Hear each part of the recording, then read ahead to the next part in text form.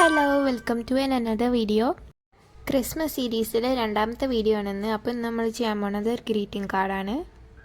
ആദ്യം തന്നെ ഒരു A4 ഷീറ്റ് എടുത്തിട്ട് നടുമടക്കിയിട്ടുണ്ട്.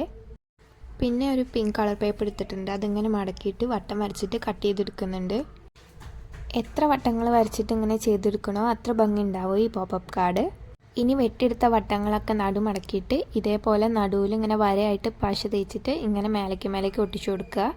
അത് ഉണങ്ങാൻ വേണ്ടിയിട്ട് നമുക്ക് കുറച്ച് നേരം കാത്തിക്കാം. അപ്പോഴേക്കും ഫസ്റ്റത്തെ പേജിൽ ഞാൻ ഹാപ്പി ക്രിസ്മസ് എന്നൊക്കെ എഴുതി കൊടുക്കുന്നുണ്ട്.